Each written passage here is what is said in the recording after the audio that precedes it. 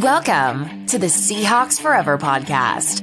In-depth analysis on everything Seahawks. And now, here's your host, Dan Viens.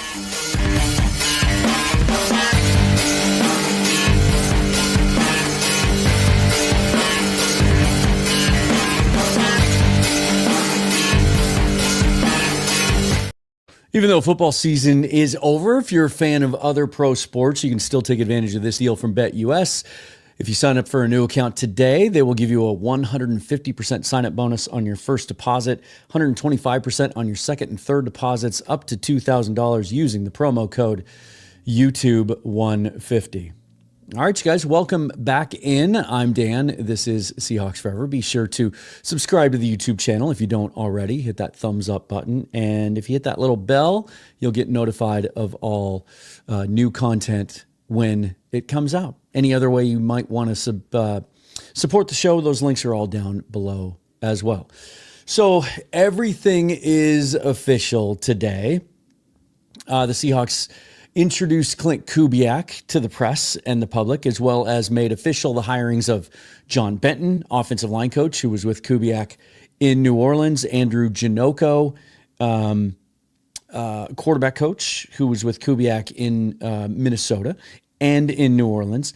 And then they hired an offensive assistant too. And now, Michael Byrne, who has an interesting background, played quarterback in college, has been an offensive assistant, but also has a very strong analytics background, which is interesting. Actually worked for Pro Football Focus for a minute. And then also being announced today that that they've retained a couple of key coaches. Polamalu, the running backs coach, stuck around. I guess Kubiak and he do have some history in their past.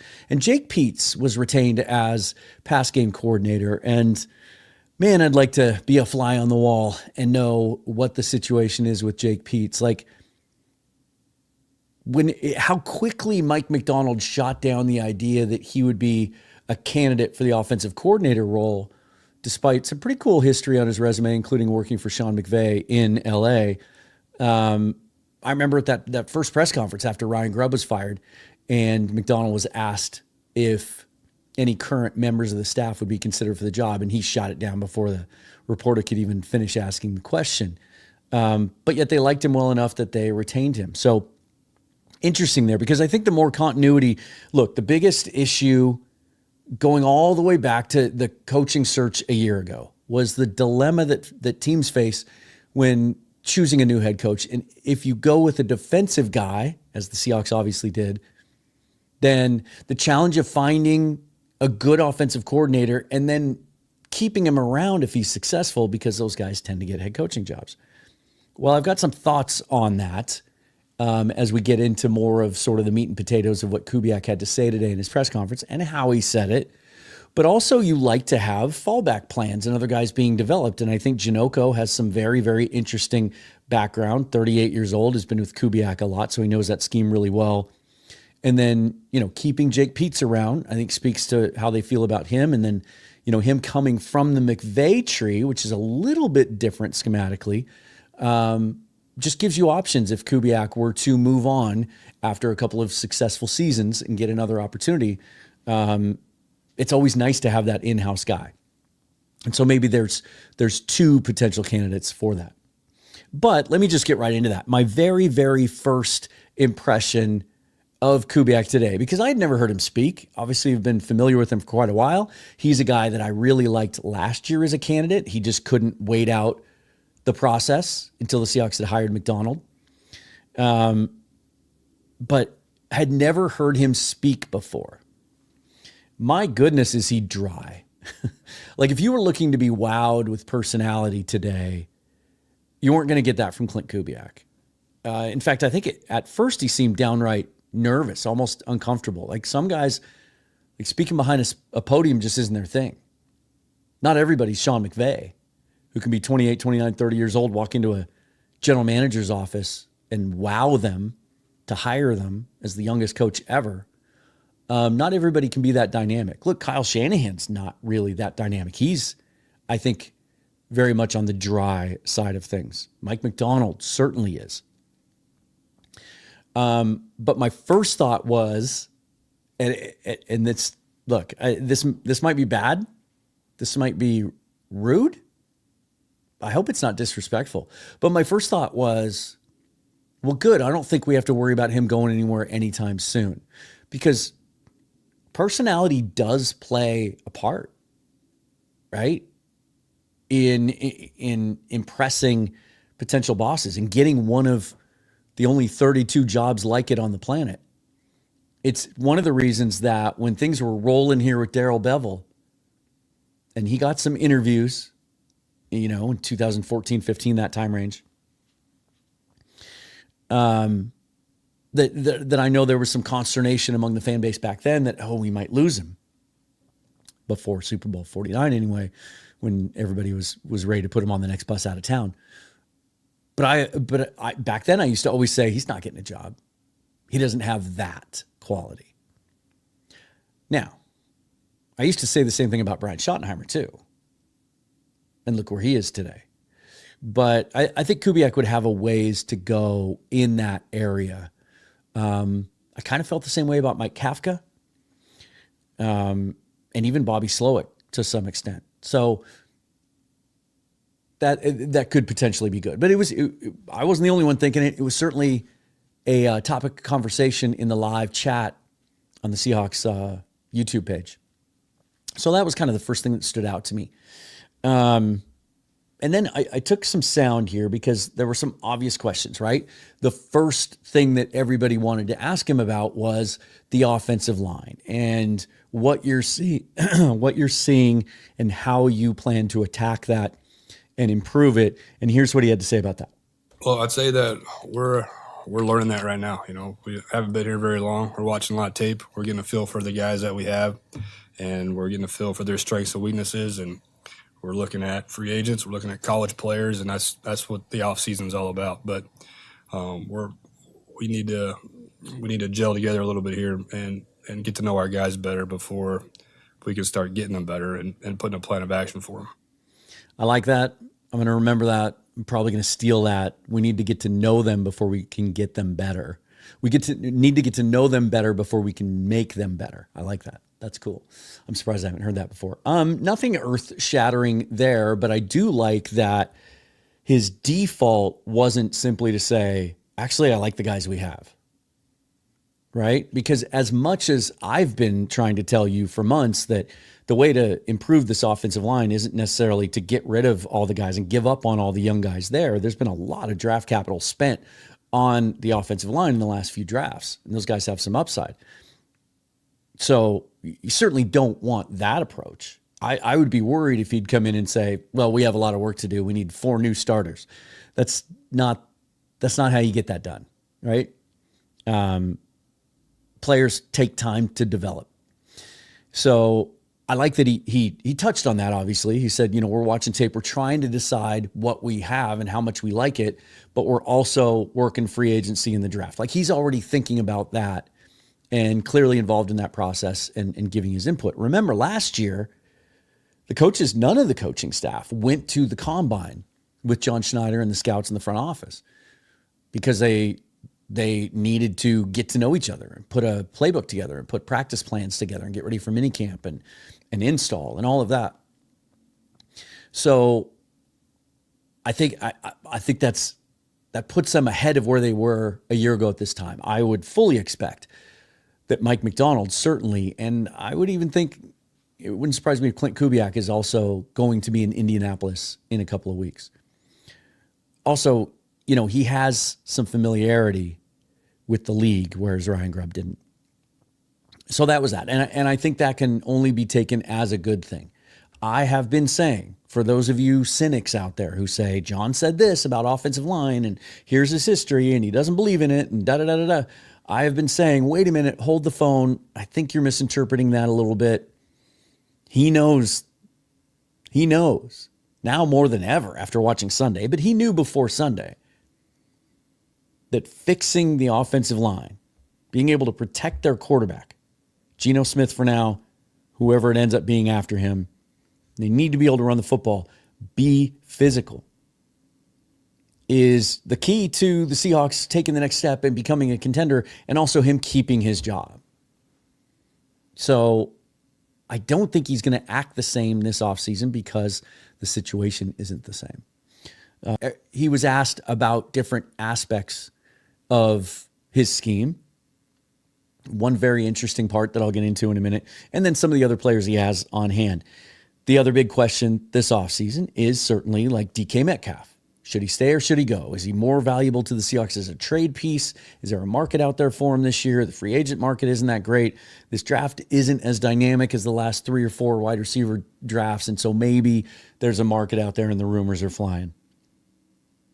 But based on what Klint Kubiak had to say, I don't know if DK is going anywhere. A lot to work with, a lot of great skill to work with. Down the field threat, strong physical player, extremely excited about getting to work with him. And, his physical presence can bring a lot to our offense. So, whether it's him, Jax, all of our guys, really looking forward to working with them here come middle of April.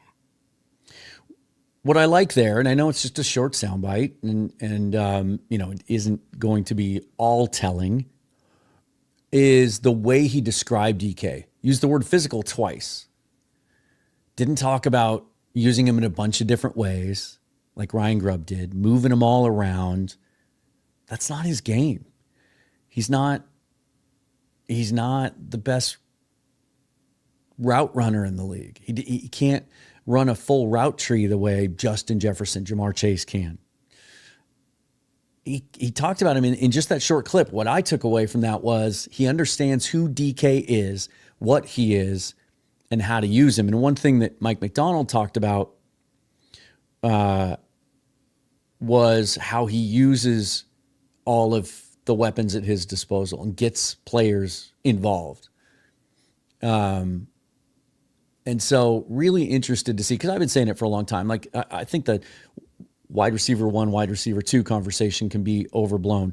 Jackson Smith and Jigba's very, very good at what he can do. DK Metcalf's very, very good at what he can do. They complement each other well. Use DK. I don't care if you consider him wide receiver 1 or 2. If he's wide receiver 2, fine. I don't care what he's making. He's a valuable player and a unique player, and it sounds like Klint understands that. Put him in a position to use his talents to help this offense the best he can while JSN is doing his thing, right? The next one, a lot of speculation near the end of the season that maybe Kenneth Walker is not the guy. Even some talk among the fan base of potentially trading him. Although I think you'd be disappointed in what his market would be this offseason given the unbelievably deep and talented running back class that's about to come out. But even I've questioned, is especially in an outside zone scheme, is Zach Charbonnet a better fit? Is he more decisive with his one cut in finding a hole? And, I've been critical of Ken Walker. I've called him a very talented player, but does that mean he's a good football player? I think some of his habits and his instincts have been impacted by the fact that running lanes have been tough to come by. But Klint Kubiak could not sound more excited about working with Ken Walker in his scheme.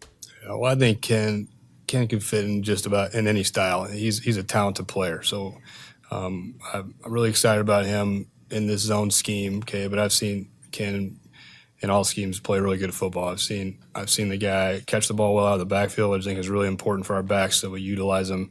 Obviously, whatever we can do to get him touches, throwing them routes out of the backfield, throwing them screens, get the ball in their hands, getting the ball to our best runners, and that's what he is. So, and I think he's got a really good group of teammates that complement him as well, and especially with Charbonnet. So, looking forward to him in this scheme, and we're going to ask a lot out of him. Love what he says about getting the ball to him in space, throwing him the football. You know, we obviously saw what he did with Alvin Kamara and the great start that he got off to last year and looked like a revived, younger version of himself before injuries really ravaged that offense in New Orleans. You know, and even going back, like that scheme has made stars out of some running backs, right? We obviously saw what his dad did in Denver with Terrell Davis and even Clinton Portis when he came out, kind of a resurgent second half of his career, and what John Benton and his dad Gary were able to accomplish. I was talking about Mike Shanahan in Denver. I don't know if I mentioned that or not. Had a little brain cramp there. And then his dad Gary, we saw what he did in Houston with John Benton as his offensive line coach and the running game there, and huge, massive years for Arian Foster.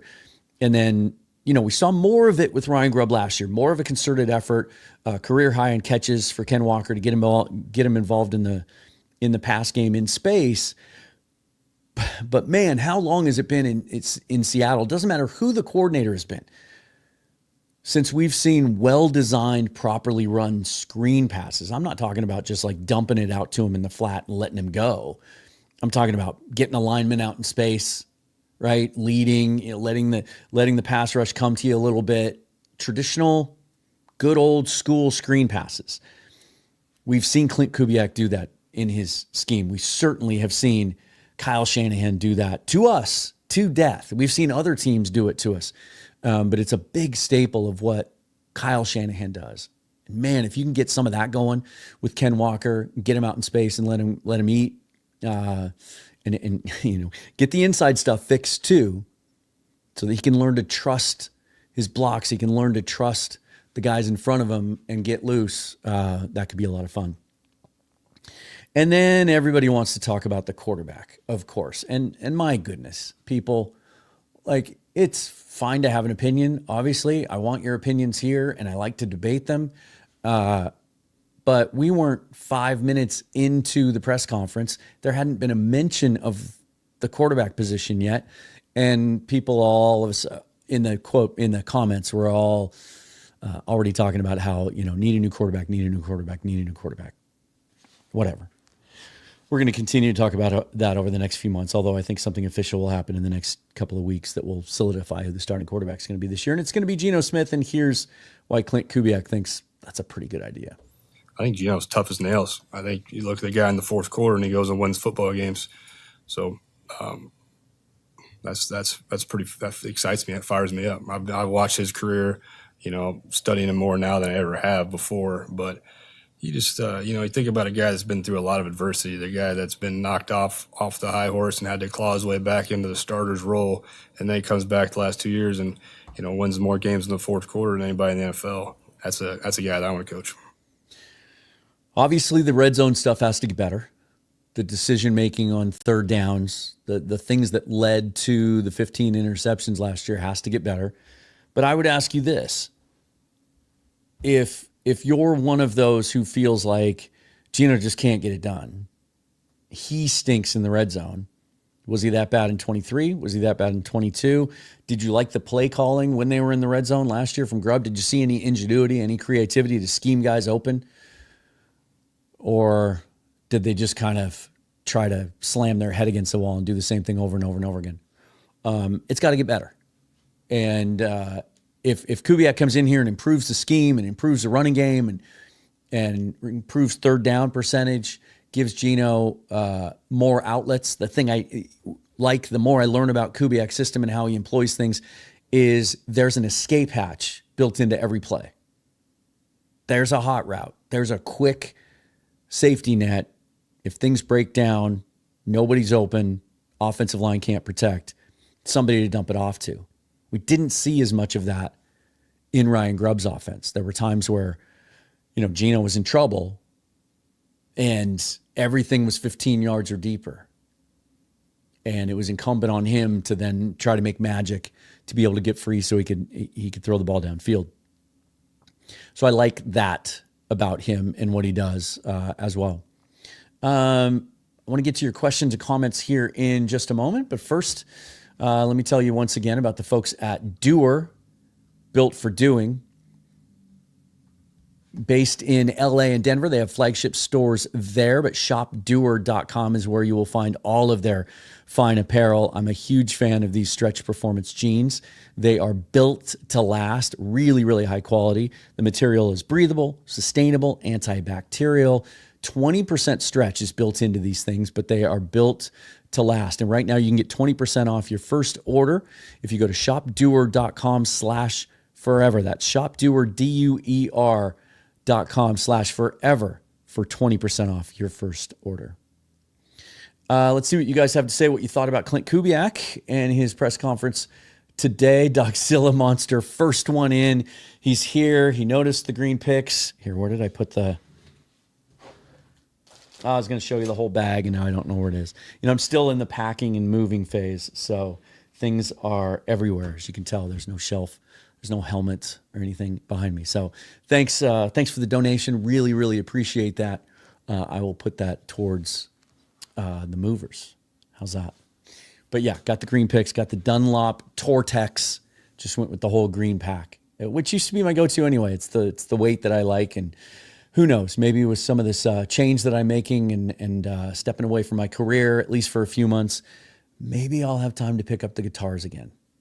Although I'm not taking them with me initially to Arizona, so that'll have to wait. But appreciate your persistence in encouraging me to get the green picks. I'm glad you're happy with that. John Carmen, due to the Chiefs' O-line poor showing in the Super Bowl, will Trey Smith's value in free agency take a dip?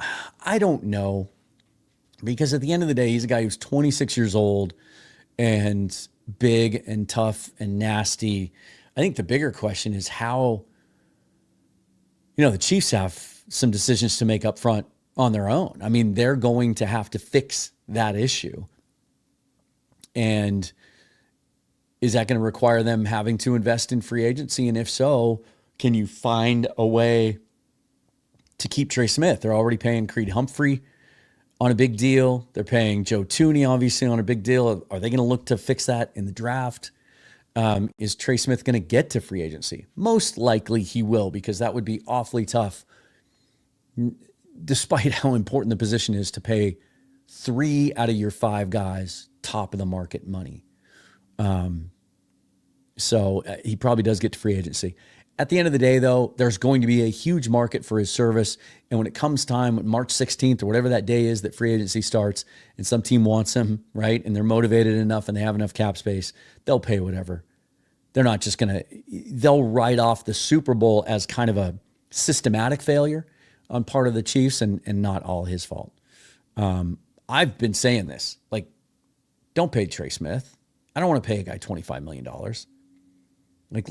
There's another way. There's some other good, solid veteran offensive linemen you can add in free agency. It's a very, very deep draft. I think if you add one from each of those pools to what they have now and let John Benton coach him up and a better play caller, that more 12 and 13 personnel, more under center, a little bit more play action, although he hasn't always been extremely heavy in play action. He was asked about that today, but more than we saw from Ryan Grubb last year. That, let's put all the pieces together and see if we can make it work. Long live the King with $5 donation. Appreciate that. Thank you very much for your support. Any possibility we can get Rashid Shaheed, one of Kubiak's former all-around weapons? Well, he had knee surgery at the end of the year, right? So that's a concern. Not sure what his status is. Let me look, because I've got the over-the-cap pulled up. Let me look at his contract status specifically. I was looking at this the other day. I was looking when I did the Jalen Royals piece, kind of trying to find a similar toy for Kubiak to play with, because he was doing some cool things with Shaheed, including bringing him out of the backfield. Yeah, he signed through 2025 with a couple of void years tacked on. His cap number is $4.4 million for 2025. with their cap situation, they need to hang on to all the good young players that they have. He's 27 years old this year, but he's probably the best thing they have outside of Chris Olave. Is $4.4 million. Is that worth keeping? They save 3.7 if they cut him. Maybe they can restructure it. It would be pretty painless for them to cut him, but they have some other bigger decisions to make. And I would think he's a guy they want to keep around. Excuse me. Good thing for the mute button there. But let's talk about this, okay? Let's talk about some guys that he could bring with him. Because here's where it gets kind of fun. I should have pulled this sound today. But one of the things he was asked about third and fourth down. On third and fourth and short in New Orleans last year, they were very, very good. And that's an area where the Seahawks really struggled. I could make the argument that if you'd just fixed that one thing, right? If they had just been a little bit better on third and fourth and short, they would have been in the playoffs. It would have probably won them the Rams game, right? There are other situations there. I think late in that New York Giants game when they were trying to drive close. I mean, they had trouble converting there. The first thing that he mentioned, the first thing out of his mouth was, well, Taysom Hill was really cool, and he was a fun player, and we got to do a lot of things with him. Well, Taysom Hill, who seems like he's played for the Saints forever, how old is he now? Taysom Hill is 35 years old now, but a guy that, because he's been basically a role player, doesn't have a lot of tread on the tires. Here's the thing. Well, maybe not. Okay, so Taysom Hill has a cap hit in 2025 of $18 million. Here's the reason that he will not be outright released by the Saints, because it doesn't save him any money. With the void years coming up, the way they structured that contract, if you remember when it was signed, it was so surprising that they were paying him so much. They were basically paying him quarterback money. He only would save them $277,000 in cap in 2025 with a $17.7 million dead cap hit. There's no advantage to them cutting him. Now, do they restructure him again and kick that can even farther down the road? Yeah, I don't know. That would have to be a trade situation, and that's a big cap number to take on. No one's going to do that for him. He'd have to be cut, and it doesn't make any sense. He seems like a part of the solution, not part of the problem, than a guy you want to keep around. However, another thing that Klint Kubiak talked a lot about today in his press conference was fullback, how he likes to use a fullback. And then he was asked again later, do you plan on using a fullback? Yes. Is there one on the roster? Is that someone you have to go out and acquire? And he said, he said the normal, usual things. It's something that we're evaluating. You can use a tight end to do that. There's other things you can do. But I put this on Twitter, and I'll add a little bit more perspective here as well. So right now, there are 6 fullbacks listed as free agents, impending free agents on overthecap.com. One of those, Robert Burns of the Falcons, is an exclusive rights free agent, so they have the ability to tender him. So there are 5 guys who are unrestricted. One of them is Patrick Ricard from the Baltimore Ravens. Big dude, right? You've seen him. Obviously, he's someone that Mike Macdonald would know well. Looks like a lineman coming out of the backfield. He's 31 years old now, but he got a 39% snap share last year in Baltimore. He was a big part of that offense and being a lead blocker out of the backfield, and they would even throw him the ball on occasion. He's a free agent. Now, his cap hit last year was $4.5 million. So he may have a little bit more of a market to teams looking for a fullback, but there may be a less expensive and more relevant and more recently relevant solution, and that is Adam Prentice. He actually was on the Saints last year, listed as a fullback, 25% snap share, even with Taysom Hill on the roster, just 28 years old, and his cap hit last year was $1.1 million.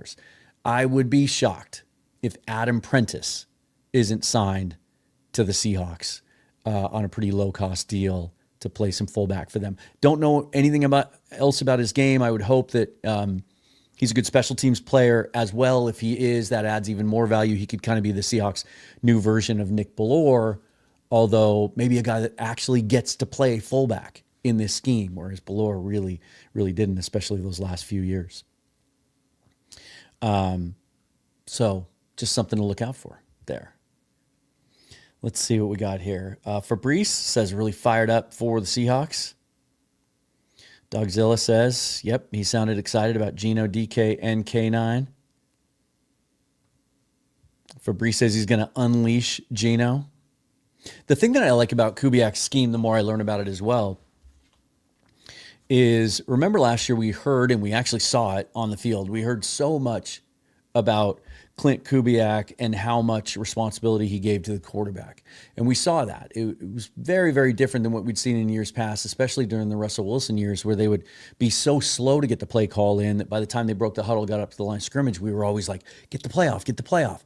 It was very much the opposite of that last year. Geno would get a lot of time at the line of scrimmage, and he needed it because he was tasked with making all the calls and the progressions, and he had a bunch of different plays that he could check to.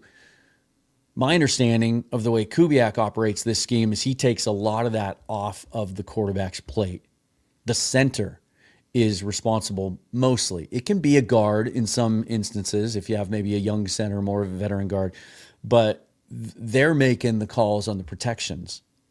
And he really tries to minimize how much processing pre-snap quarterback has to do so he can play a little bit freer, easier, and make quicker decisions. I like that. Maybe as smart as Geno is, and you hear it, we've heard it from multiple coaches about how hard he studies and how good he is at the X's and O's of the game, but maybe having all of that additional responsibility pre-snap on his plate last year is partially responsible for some of the decisions he made, especially in the red zone. Maybe he just had to overthink it a little bit too much. I'm not trying to make excuses for Geno. I'm just saying that sometimes a different coordinator is a better fit for a certain quarterback. And I think this might be the case. The other thing I like about Kubiak's scheme is he calls on a consistent basis designed rollouts. And this is something that I've been screaming for the last couple of years because we've talked about it a lot on this channel. Sometimes you get into a season, you realize your offensive line is struggling, and there's nothing you can do about it because the players are the players. It's what you have. But you can help them out. You can use 2 and 3 tight ends. We would see Shane Waldron do that at times when he needed to. We didn't see that from Grubb. The Seahawks were top 5 in the league at leaving their tackles on an island, despite the fact that at times last year, that tackle was their 4th stringer. Can't do that. But you can also help the quarterback out by moving him around. And they just would never do that with Geno, and I think he's good at it. I think he's really good, and he can run both ways. I'll never forget the throw to Noah Fant against was that in the Cowboys game or the Lions game on the road 2 years ago? Rolling to his left and just throwing an absolute seed to Fant on a little sideline route. He can do it. I think he can do it well. And he talked today about there's more than one way to win. The same game plan is not going to work every week against every team. And sometimes, you're going to get the inside run's not going to be there. So you got to figure out something out, or they're going to take one player away.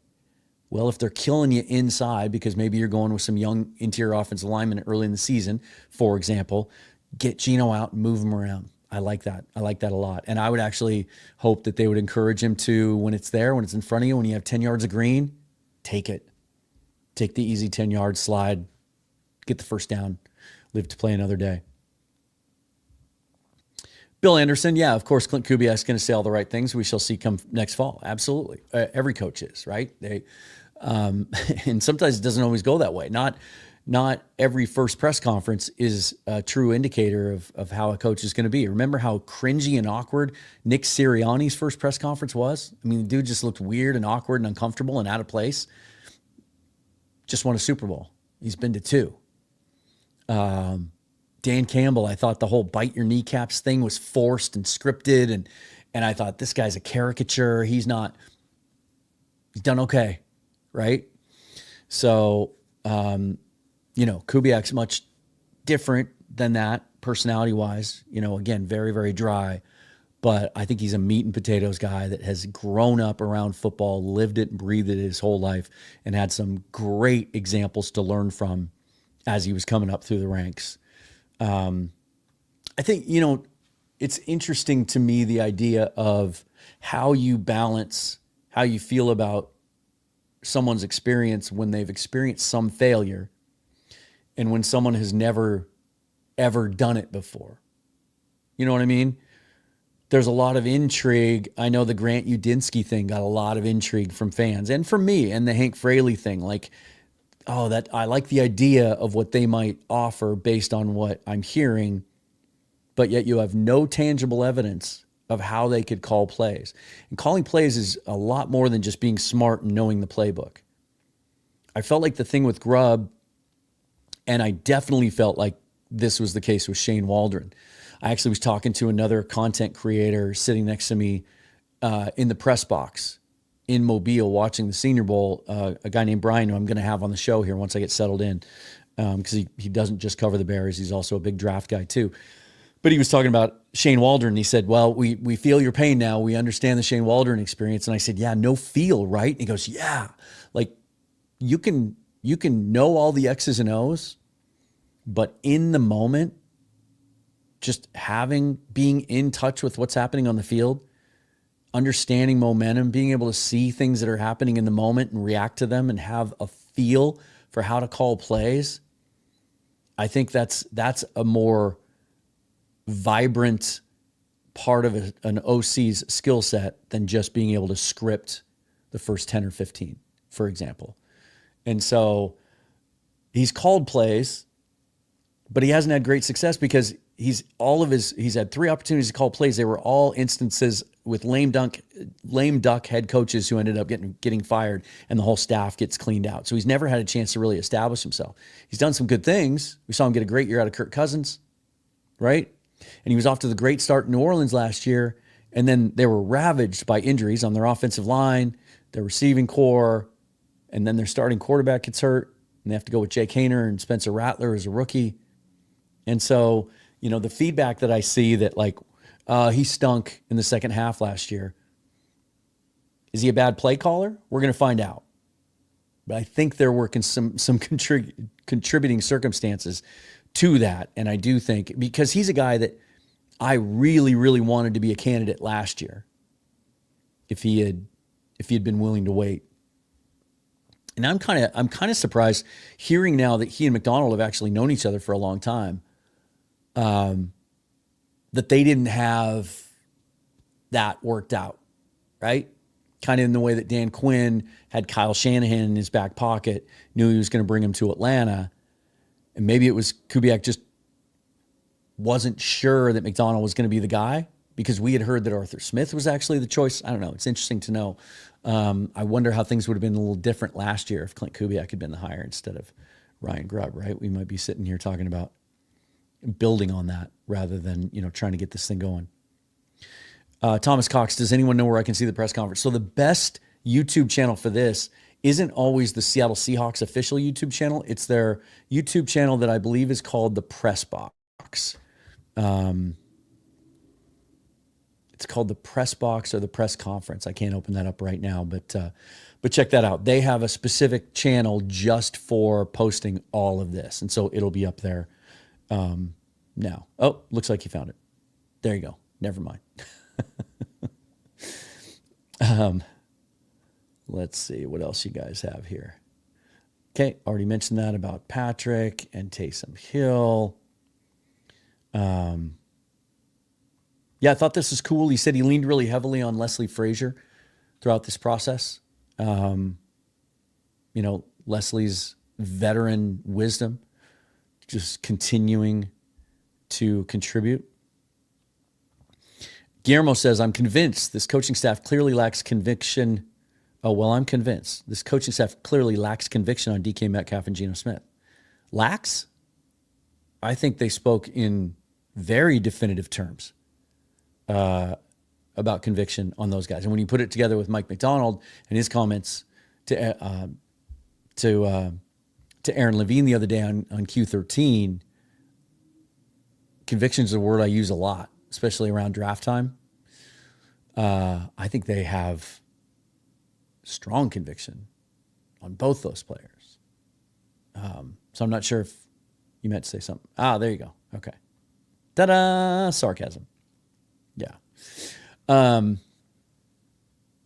Mike McDonald was heavily involved in this. He even thanked John for letting him, at one point he kind of gave thanks to John. It felt like for kind of letting him run this thing. I'm excited about it. I really am. I think of all the guys that were out there that were available, I thought he was the best guy. And I said this at the beginning of the search. And as it kind of dragged out, we weren't sure which direction it was going. And then it became clear that Kubiak was the guy from day one. That it wasn't Fraley. They just wanted to be thorough and kind of look into some guys. That if it had been Kubiak from the beginning and it had been a quick hire and they hadn't dragged that process out, that I would have been happy with it. He was one of the first people that I thought of, knowing that coaching staff was going to be allowed to look around because, even though they were technically under contract, it's pretty much typical protocol for teams to let coaches leave. If they want to, they could contractually bind a guy to staying, but that's usually not the best way to do business, right? So, and with an offensive head coach coming in, Kellen Moore, once they knew that he was their target, he's going to call plays, et cetera. So Kubiak was certainly available. I think it's the scheme that we've wanted here. It's someone that grew up learning it from two of the best to ever run it, Mike Shanahan and Gary Kubiak. And the fact that he's bringing John Benton with him, someone who literally helped his father have a ton of success over an 8-year period running this scheme, a guy who's been a run game coordinator, a guy who's worked in New York where they had some offensive line issues and he had to deal with that, got a big year out of Breece Hall, a guy who spent 4 years in San Francisco with the 49ers when they went to a Super Bowl and they had some great offensive lines between, 2018 and 2021, somewhere in there. He's got a great track record. He really does. And even last year, I would say that there was a lot of trepidation among analysts and Saints fans going into the season about Trevor Penning and how he had been a failure at left tackle. And so they actually moved him from left tackle to right tackle last year, and then they drafted Talisi Fuaga out of Oregon State. Did I say that right? And installed him at left tackle, and Penning looked like a different player. So, to be able to take a player who was struggling and hadn't fulfilled his promise, a first-round draft pick, and get better play out of him, that could bode well for Christian Haynes, certainly, and some of the young guys that are on that team. And my goodness, we can't talk about the offensive line without talking about Abe Lucas's Instagram. Can we? I should have put that video up. If you didn't see it, he posted on his story yesterday. He was doing full-on squats, no knee braces, full extension all the way down, with some sort of caption about, get to attack the offseason from day one this year, 100%. Just like he said at the end of the season, it's the best he's felt in years. A legitimately fully recovered and fully healthy Abe Lucas with a chance to have a full offseason of training and getting stronger and getting quicker and playing right tackle, playing for a contract, right? He's going to be in the last year of his 4-year deal. That could be the biggest acquisition this offensive line could have this offseason. But then we get into what free agents are available and what's available in the draft, et cetera. And I'll be taking a closer look. I'll do an episode here.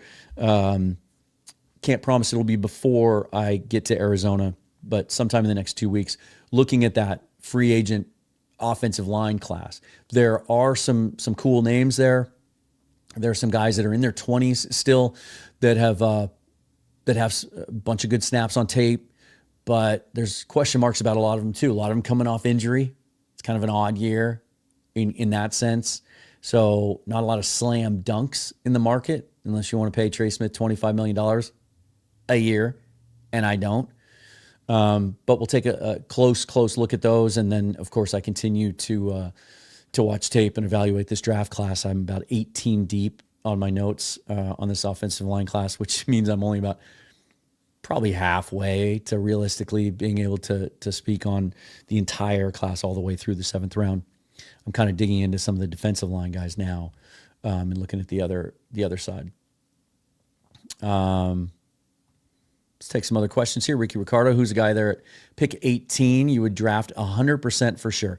So I haven't finalized this list yet, and probably won't until I get, much closer to the draft. But I'll have my like stick and pick list of guys that I absolutely would not move down for. Last year, one of those guys was Byron Murphy.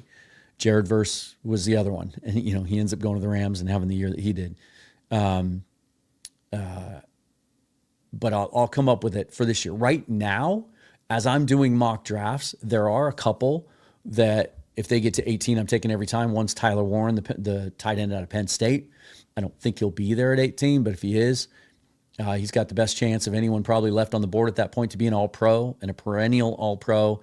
And Kubiak likes his tight ends and needs tight ends a need this offseason, you guys. Whether they bring back Noah Fant or not, it still is a need because he likes to run. He'll run a bunch of 13 personnel. And we feel good about A.J. Barner, right? And even if you bring Noah Fant back, are you cool with Brady Russell being the third guy? Tyler Mabry, like Farrah Brown was a 1-year deal and that didn't pan out. Tight end's a need. Tyler Warren's one of those guys. And then I'm just not ready to commit really to many of the other ones because I just don't know yet. Got to get closer to the draft and kind of see who's available. But that's certainly one of them.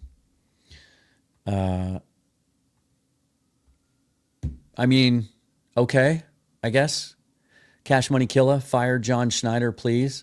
I have said this over and over again. If this season goes the same way the last couple have, where they miss out on the playoffs by a game, they're close, they're good but not good enough, and we can all point our fingers at the offensive line as the reason, then John Schneider's on the hot seat, and his job is going to be on the line.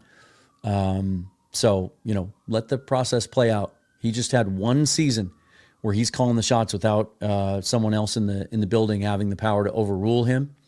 And he didn't get started on the offseason until February because he had to hire a head coach. And they made a bad offensive coordinator hire, and that set him back. And they had some injuries at right tackle that prevented them from. Let's give him another year, okay? He's had 3 outstanding drafts in a row. This roster is loaded with young players at just about every position. Not enough blue chip players, and that's on the GM. Not enough superstars, that's on the GM. And we need to see a plan for the next quarterback at some point, possibly as early as this April. But I don't think he has a lifetime scholarship as a GM in Seattle, so he needs to produce this year.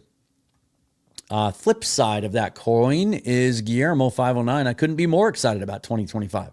This is a strong offseason away from contending, not 2 or 3 right now. I said this last night on the show. You look at the offseason that Howie Roseman had. Look at the Eagles last year and how they finished the season, the second half last year. They were a disaster. There were those that were calling for Nick Sirianni to be fired. But one good offseason, and it was a roster that had some good young pieces, but there were some glaring holes. Their secondary was terrible. The defensive line was inconsistent. They had the great offensive line.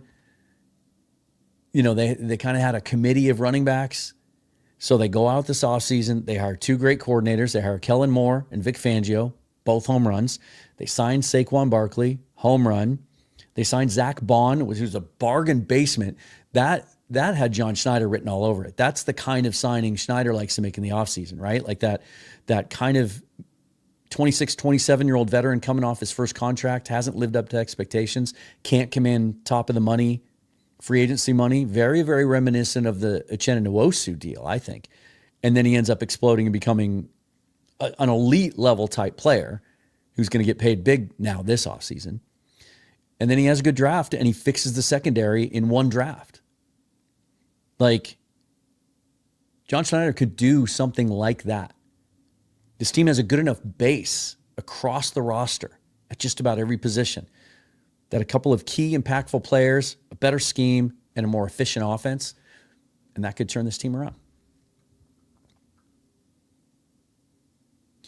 Cash Money asks, what do you think is going to happen with Tyler Lockett? So Mike McDonald was asked about this today, And he said, we're working through that. I believe that there's no place on this roster for him next year. And that working through it means they're having discussions about how to handle releasing him, doing it respectfully, doing it financially responsibly. I think it'll be very, very similar to what happened with Doug Baldwin. You remember he had a year or two left on his deal when he chose to retire. The Seahawks had to release him officially, and then he announced his retirement. They agreed not to ask for any of the signing bonus back because you can do that if a player steps away. Now, Tyler says he wants to play again, and that's fine. If he wants to, then he won't be retiring. But I 100% believe that he's going to retire. The only way it would make sense to bring him back is if you extend him to lower the cap hit and he just doesn't have the tread left on the tires. We love Tyler. I'd hate to see him play for another team. I really hope that he'll reconsider and maybe retire if he gets out there and doesn't find a market. I'd rather see him retire as a lifetime Seahawk like Baldwin did. But yeah, I just don't see him on this roster next year. Bill Anderson says, much better situation for next year than they were in last year. More time to plan. Absolutely. James Watson said, we're getting a tight end in the first round. I certainly wouldn't bank on that because this is an incredible tight end class. It's been called the best one since 2010. So, yeah, if a Tyler Warren or a Colston Loveland falls to you at 18, that might be a no-brainer. Both those guys are elite tight end prospects. And that can be a really, really valuable tool and a weapon in this offense.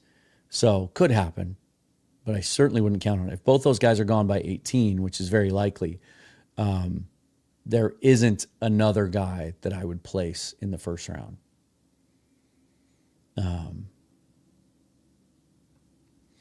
Long live the king. 10 wins was above average for my expectations. Yeah, I think it was for most of us. I went into last season saying, I don't care about wins and losses. I just want to feel like at the end of the season that we're on the verge of something, that we're taking a step, that we're closer to being a contender.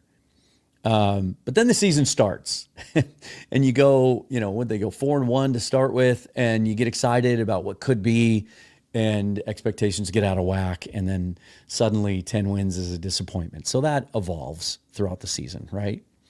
But I did feel that way at the end of the season.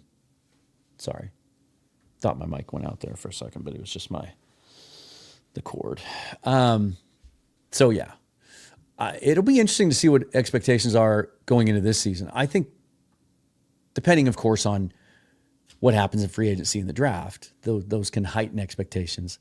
Right now, as I sit here today, I kind of feel like I showed the power rankings, the early power rankings from ESPN yesterday. They put them at 15th, right? Like right smack in the middle of the league. I think they're going to go into next season without a lot of pressure on their shoulders. I don't think anyone's going to be picking them to run the table in the NFC West and win that division outright because, I think there will always be questions about yet another new scheme. Is Geno Smith the guy? Is that offensive line going to be good enough? And I think the Rams are going to get a ton of buzz. I think they're going to be the consensus choice to win the division if Stafford's back, and I expect him to be. And then people are going to be predicting a bounce back for the 49ers. You can book that right now. They're going to be aggressive this offseason. You're starting to see some indications and reporting, a lot of feelings within like content creators and media and analysts who cover the 49ers that they feel like their window is closing. They're about to pay their quarterback. Trent Williams isn't getting any younger. They got some guys that have battled injuries the last couple of years. They're going to be really aggressive this offseason to go out and try to win again right away. And so I think that's going to pick up a lot of momentum among all of the draft or the publications and the preseason predictions and the magazines and everything. I know they still make magazines, right? I know I'm showing my age, but they still make them. But I think you'll see a lot of the Seahawks being picked third in the division. I really do. I don't think expectations are going to be unrealistically high, which is a good thing. Let's go into the season without that pressure. Let's go in with a little chip on our shoulder because we know we're as good as those teams.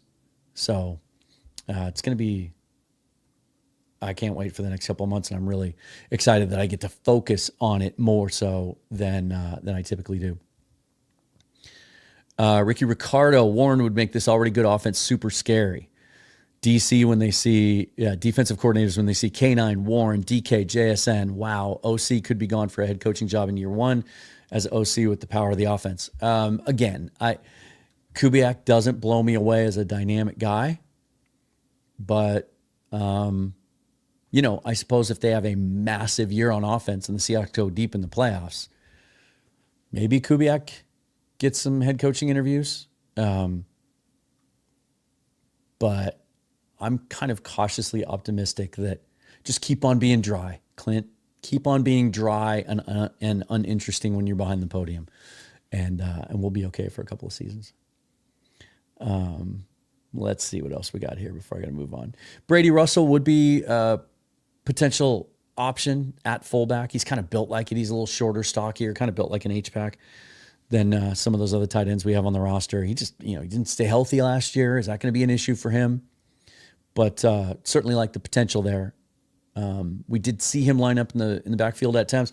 Derek Young's another guy too that we've seen in the past. We saw Waldron start to do it at the end of his rookie year, and then he got hurt and basically redshirted his second year, and then last year just never made an impact. How much of that was just grub and just not figuring out how to involve him. But we all got excited about that, where Young was coming out of the backfield. He's a bigger, more physical receiver. So he's a guy that can maybe do it. And Kubiak did say today that role could be kind of built in the aggregate, right? Sort of to borrow a Moneyball, a Brad Pitt, Billy Bean term, where you replace Jason Giambi in the aggregate with multiple players.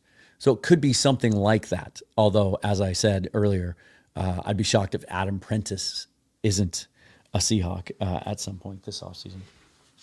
Hold on. Okay. Some technical issues here on my end. No big deal. Margie Oak says, sounds like an offense tailor-made for Sam Howell. Hey, didn't mean to chuckle at this, but listen, don't give up on Sam Howell yet as a guy who could come in and win some games for you if Geno gets hurt, or be the bridge after Geno moves on, or potentially be a guy that's a viable starter. I liked his college tape. I liked him coming out. I liked a lot of the reps that he put on tape in Washington, a very difficult situation in an offense that was so poorly coordinated that Eric Bieniemy isn't getting any offensive coordinator job opportunities anymore, and in fact had to take a running backs coach job this offseason with a really bad offensive line that had to be upgraded significantly before they drafted Jaden Daniels last year. But in an offense like this that's operated properly, where you have hot routes, you have answers, and you can roll out a little bit. We know how athletic Howell is and how he can get out and move, and he's not afraid to take a hit. Ran for almost 900 yards his last season at North Carolina. Like, this could be a much better fit for him. Maybe the reason that we heard about how bad he looked the first couple weeks of training camp last year and how bad he looked in that Packers game when he had to come in late in the season when Geno got banged up was because of the play caller, and he just wasn't a fit. Maybe he's a better fit in this offense, and we'll see a better version of Sam Howell in training camp. That would certainly, that could only be a good thing if you have a second quarterback that you could potentially win with. Ricky says this year's draft is for DBs, tight ends, receivers, and interior defensive linemen. Oh, I'm going to disagree with you on that. I did the episode last night. If you haven't checked it out, please do, where I did an all trench mock draft as a thought exercise. They're obviously not going to do that. I was just trying to highlight the depth on both sides of the ball up front in this draft. It's very, very good. And I still think that's the emphasis. I do. Like, you got to let the board come to you. You got to take the best player available. If there's a player on the board you think can be an all-pro, you take him. And yeah, they could use another outside corner. They needed. I'd like to get one of the guys from this tight end group, and they do need to add a wide receiver, but I don't think it's a priority. I think I'd like to see him bang both lines early and often in this draft. In particular, this may surprise you, the defensive line. I'd like to see him get 2, if not 3 guys in the draft up front, and I include edge in that. I know it's Seahawks list those guys as outside linebackers, but you know what I mean? Like there's some big edges in this class, the strength of this class. There's some defensive tackles in this class. Daniel Jeremiah just said 17 of his top 25 on his big board. Is that it? Are defensive tackles, or maybe it's 17 of his top 50. Whereas last year it was half that many. I was just watching guys this morning, guys that are kind of unsung. Guys like Cameron Jackson out of Florida, could be a day 3 guy, just strong as hell, 345 pounds. Tim Smith out of Alabama at 310, but he looks like he plays at 330. There's a really good defensive tackle class here, and it's a need, right? We think Jaron Reed will be back, but it's not a guarantee, and he'll be 32. Roy Robertson-Harris has some work to do on his contract if he wants to come back, and he's 30 plus, right? Mike Morris has been a disappointment. Cameron Young can't stay healthy. He's been insignificant, and they lost Miles Adams last year. Defensive tackles need. You want to free up Byron Murphy and let him just strictly play 3 technique and do what he does. You got to add some beef there. The Eagles didn't just beat the Chiefs by running it down their throats, but they beat them by being able to rush 4 and not having to blitz in that game and beating up that Chiefs offensive line with their defensive linemen. So I'd like to see a really heavy draft in that area. Here's some open-mindedness from Mike A. I like it. Geno, I'm still not happy with, but I'll give him the benefit of the doubt in Kubiak's offense. I just don't trust Geno is all. Look, if Geno comes out this year with this scheme and the way that we expect Kubiak to employ it, and Geno throws 15, 16, 17 interceptions again and is ineffective in the red zone on 3rd down again, he's not the quarterback in 2026. It's that simple. I don't care how the contract is structured. I think it's going to be very similar to the last one he signed, where he's going to get a bunch of cash up front to reward him for, putting himself in the position that he has, but also being a guy that we can win with. But it'll be one that's not pain-free, but that minimizes the pain of moving on from him after year 1 or 2. It'll be a similar structure because he really doesn't have leverage. He's not a free agent, right? He could threaten to hold out, but I wouldn't advise it if I were his agent. And the way they're talking about him, they're not talking in terms of we need to preserve our negotiating leverage here, so let's be careful what we say. No, they're just flat out saying he's our guy. We love him. We can win with him. We have a plan for him. He's here to stay. That tells me that they're confident that they're close to being able to get something done. So no matter what, even if it's one of those contracts like Taysom Hill signed, where it comes out and it looks like he's getting $120 million, take a breath, look at the structure. He's going to have to earn the next year every year he plays. That's the situation he's in. He's going to have to be better in 2025 than he was in 24 in those crucial situations and limiting those turnovers and being more productive and throwing more touchdown passes too. We got to be able to throw the ball into the end zone, right? He's going to have to be better in 25 to ensure that he's the guy in 26. And in the background, I think John Schneider's working as hard as ever to try and find that next guy to groom behind him. Let's see. We got a bunch of people in here, 400 people watching the live stream. Follow me on Twitter and Blue Sky at Seahawks Forever. If you're not a subscriber to the channel, please subscribe. Let's see. What do we get here? Yeah, I get it. Here's Mike again. Says, sometimes my emotions get high with the Seahawks talk. I just love my Seahawks that much. Hate seeing them fail. Same. That's why we're all here together. That's why I named the channel Seahawks Forever. Forever. Good, bad, indifferent. Like, for all of the complaining that I hear about this team and how John Schneider should be fired, Geno Smith should be gotten rid of, Mike McDonald's not good enough, they made a mistake, like 10 wins isn't good enough. I've never had to host a podcast. I've been podcasting in some form or fashion, talking about the Seahawks for the last 8 years. The last 4, speaking specifically just about them, right? First the Field Goals podcast and then evolving it into this. I've never had to sit here and talk to you all about a 3-win team. I can't imagine what that's like. It's got to be really, really hard for some of these creators out there to continually be positive. Now, maybe in some ways it's a little more, it's fun because they get to talk about the top prospects in the draft every year.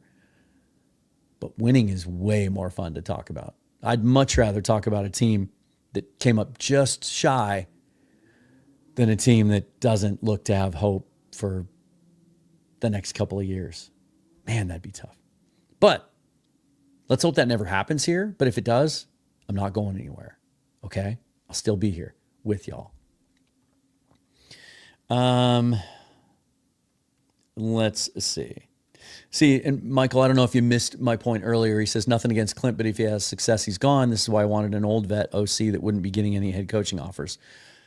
There's a lot to unpack there. First of all, again, Kubiak lacks that dynamic personality that's going to blow you away in an interview process. Now, guys can grow. They can get better at that, certainly.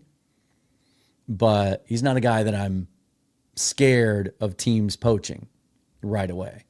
But also, the mentality that let's hire a guy who's not hireable. Let's hire a safe guy that we don't have to worry about leaving. I mean, aren't you literally saying that he's not good enough for other teams to want? I just don't like that mindset. You know, that's like going into the draft thinking, "Ooh, let's not take that guy because his second contract's going to be huge. Let's take this other guy that we think is going to be okay, but he's not going to be an all-pro, so we'll be able to afford his second contract a little bit better." Like, it's just not the mentality that I ever want my teams to approach anything like this with. It is the challenge when you have a defensive head coach, though. Long live the King. Thanks for the donation. Really appreciate it. Any thoughts or projections on Kubiak's red zone offense? I think you'll see more creativity. You know, I think you'll see more under center. I think you'll see more fullback. You'll see more 13 personnel, maybe even like tackle eligible stuff where you bring in like a jumbo guy. I don't think you're going to see what we saw in New York. And I know we ended up winning that game, but that Jets game, remember that? Was it 8 times on 1st and goal inside the 9? 8 times just running it up the middle? Or what was the game at the end of the season? Was it the last Rams game where they had, or was it the Vikings game where they drove down the field on the first drive and they were running the football really well? I think it was the Rams game. They ended up settling for a field goal on the first drive, right? They didn't score a touchdown on any of their first drives last year. Where they drive down the field, they're running the football. They had like 48 yards rushing. Then they get down. It's 1st and goal at the 9. And he goes, and Grubb goes empty backfield. Spread out, 4 wide, empty backfield, no threat of a run. I don't think you're going to see that from Klint Kubiak. He's going to stress defenses more, give them more to think about, more to react to, and put more blockers out in space for, you know, hopefully to get more out of our skill position guys that we were hoping Ryan Grubb would be able to get more out of. Mike A., new member, thanks for becoming a member. Really appreciate that, as well as Stephen Kelly. Thanks for being here. Yeah, there you go. Nick says if Klint gets poached, means we did something right. But also, as I mentioned earlier, and I don't know if you didn't hear, if Michael, you didn't hear this part. Yeah, Mike A. says, I remember 2-14. Big sigh. But yeah, to this point, that also have an eye on developing the next guy. And I think Andrew Geno has a long enough resume, and he's done some cool things. He's worked with receivers, tight ends, offensive line, running backs, quarterbacks. He's been with Kubiak now on and off for 7 or 8 years. Maybe that's a guy that if you have an in-house candidate to be promoted, if Kubiak should move on, and the fact that they retain Jake Peets, he could be the next guy too. So having those guys in-house, I think, is a way to protect yourself against that. Build a staff, right? And have a core in place so that you can survive that a little bit better. We got Rick Meyer for our trouble. You know what was doubly painful about that year is one of those 2 wins came against the New England Patriots. I think it might have been an overtime game. Very low scoring. It was either overtime or we won it in the last minute. Thus, at the end of the year, it ends up that the Patriots have the first pick because they only had 1 win and we had 2. So we end up with the second pick because we beat the Patriots, or maybe they were 2-14 also, but because we beat them, we lost the tiebreaker. So they end up with Drew Bledsoe. We end up with Rick Mirer. I wonder what the 90s would have been like if we had Bledsoe instead of Mirer. Like, maybe Flores doesn't get fired? Or maybe Erickson's more successful? We'll never know, will we? Yeah, Steven says, I'm going to be happy for any offensive coordinator that uses the tight ends. Same. Yeah, Rick Mirer had a great rookie year, but very, very promising. Like, he looked decisive and threw over the middle of the field, threw those layered passes and those seam routes that I judge NFL quarterbacks on, guys making the leap from college. And then Erickson came in. And from what I know about Erickson, because I was with him at WSU, and my best friend in college was his starting quarterback, so I had a little bit of an inside view, right? The playbook, if I don't know precisely, right? I'm kind of exaggerating for if you're watching the screen. But if this was Tom Flores' playbook, and this is before iPads, then this was Dennis Erickson's playbook. And Rick Mirer he was deer in the headlights. He couldn't ever execute Erickson's offense. And so all you saw from Mirer his second and third years were safety routes, hot routes, throw it into the flat, scared to throw it over the middle of the field, couldn't process. It just wasn't a fit in that offense. Flores was much, much more simplistic.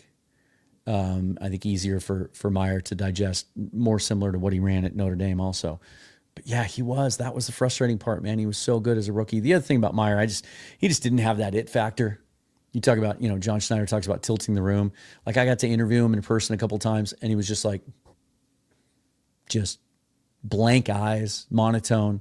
And even on the field, you saw that. You couldn't tell if he threw a touchdown pass to win the game or a pick six to lose the game based on his facial expression. And when it comes to quarterbacks, like, I need more than that. That drove me crazy. Yeah, at least we got a first round pick for him, didn't we? I still can't believe that. To the Bears, right? Memory lane. All right, you guys, I am going to wrap it up. No, that's not it. Anytime you hear me push the wrong button on my mixer, you got to take a drink. I don't know if you knew that. Let's start that. Let's normalize that. I'm Dan at Seahawks Forever on Twitter. Subscribe, hit the bell for notification of future episodes. I'm just going to kind of play this week by ear. I'm going to leave the desk and the whole podcast set up here for the last thing that gets packed. And so I'll try to get something out as late as Saturday, because there will be a break after that. Man, oh man, oh man. It's like 20 degrees here in Seattle. It's sunny. I don't know if you can see it, but it's 70 in Mesa right now, and I can't wait to get there. Thanks to all of you for watching today. Over 400 of you in the chat now. Thank you to the donations and the super likes and the new members. Always appreciate that. Any other way that you might want to support the show, those links are all down below in the description. Until next time, forever and always, go Hawks. Shout out to BetUS for sponsoring the program. We'll see you next time.